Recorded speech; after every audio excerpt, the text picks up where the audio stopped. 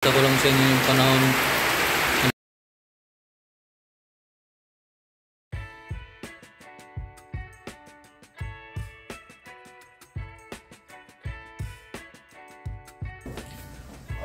Magandang araw mga kapamilya. Magluluto po tayo ngayon ng gulay. Ito na po yung ating nilulutuing gulay mga kapamilya.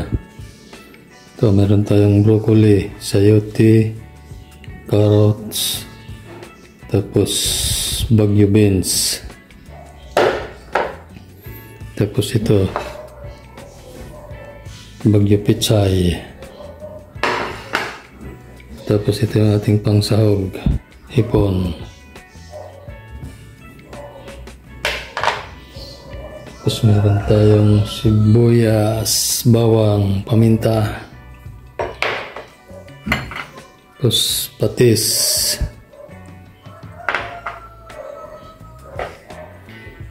meron din tayong asin,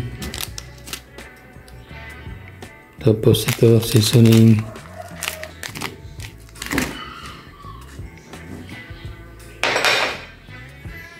tapos ito meron tayong cornstarch pang palapot. Wala pa pang tubig yan, mamaya na natin lagyan ng tubig yan. Tapos ito dagdag aroma pang pabango, liquid seasoning. Tapos yung siyempre yung gulay kailangan may pamaris yan, hindi mawawala yung pritong tilapia. Yan o mga kapamilya. So tara, umpisahan na natin to. Nagigisa na tayo mga kapamilya.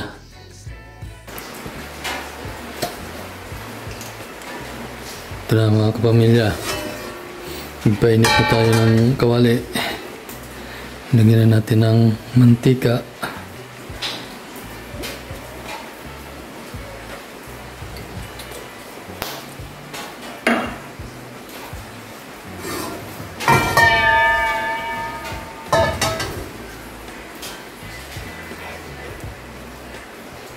Pwede na natin ilagay yung sibuyas.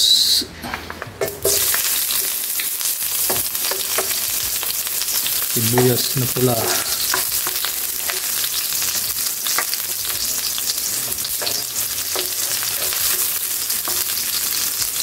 Lagyan na rin natin yung bawang.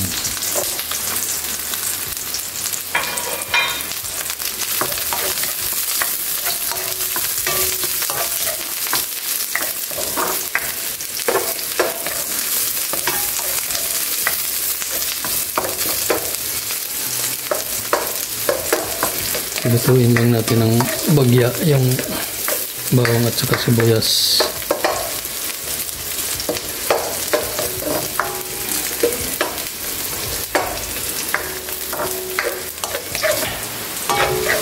Yan.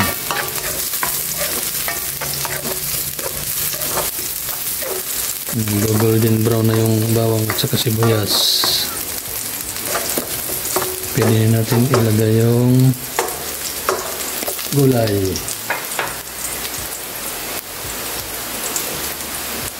Ito.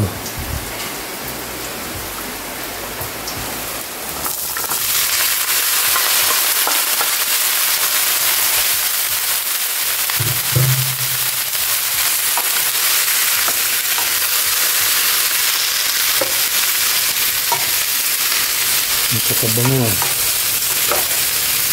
Tamang-tama to. Maulan, sarap kumain. Lagyan na natin yung paminta.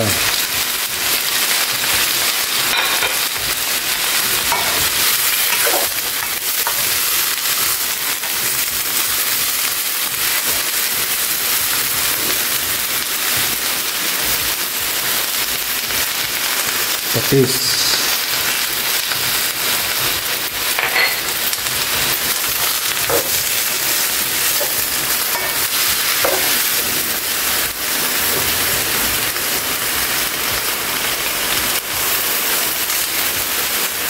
Tapos ilagay na natin to yung hipon, yung mga kapamilya, yung ating sahog. Kunti lang ang sahog natin. Mahal kasi yung kilo ng hipon ngayon, mga kapamilya. Importante, may pangsahog tayo, pampalasa sa ating masarap na gulay. Tapos, takpan natin yan, mga kapamilya. Mga 10 minutes. Ito na, mga kapamilya, pagkatapos ng 10 minutes.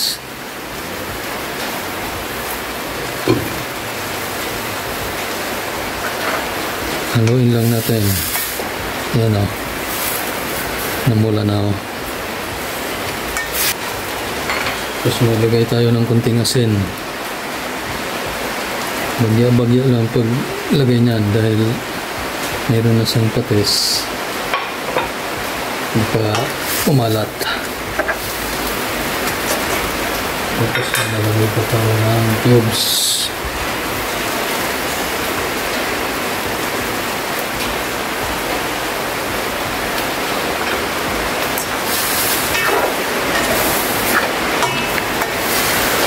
Maglagay tayo ng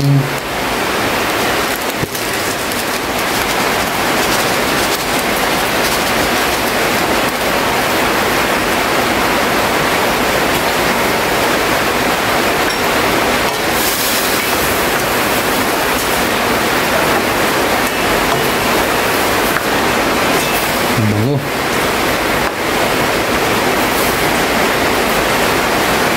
Tapos, isunod na natin to, yung bagyo pitsay.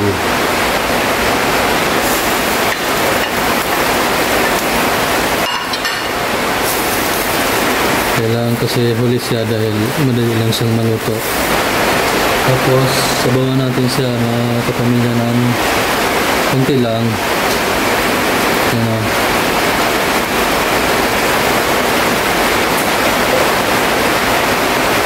Tapos takpan ulit natin siya mga 5 minutes. Ayan o, mga kapamilya, pakita ko lang sa inyo yung panahon. Ang lakas na naman ang ulan o. Habang niluluto natin yung gulay, pakita ko sa inyo ang lakas ng ulan. Wala nang tigil to.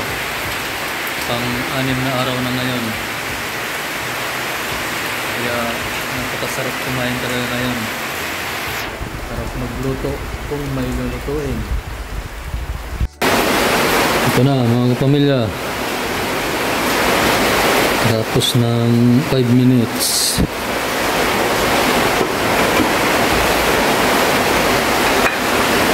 Haluin na natin ulit ito.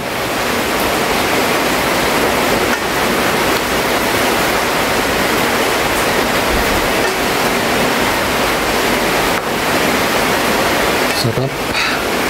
Tapos maglagay tayo ng liquid seasoning. Ang pabango rin to. Dagdag aroma.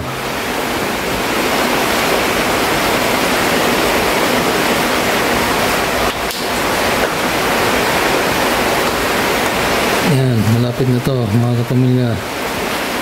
Napakasimpleng lutuin lang to. Gawin na natin yung cornstarch. Huwag na natin patagalin to dahil medyo gutom na, mga kapamilya.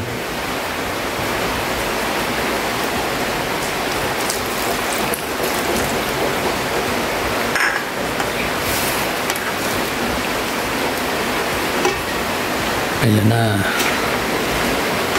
Sandali na lang ang paghihintay. Susunod na natin yung pritong tilapia. Pamaris sa ating gulay. Ngayon na, mga kapamilya, okay na to. Luto na ang ating gulay.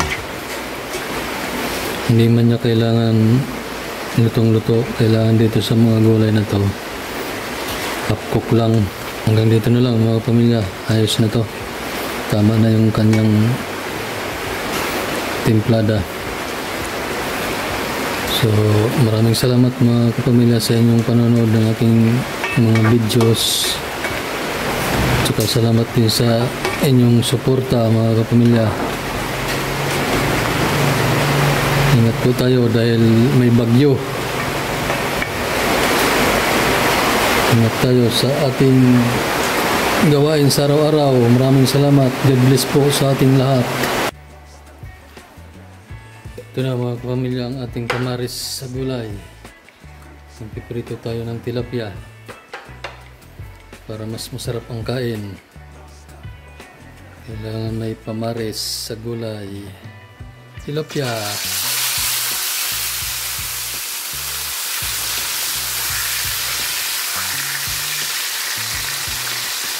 Ito isa lang.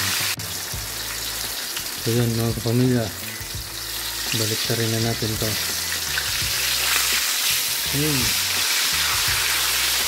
Ito na yung kabila. Yummy, yummy.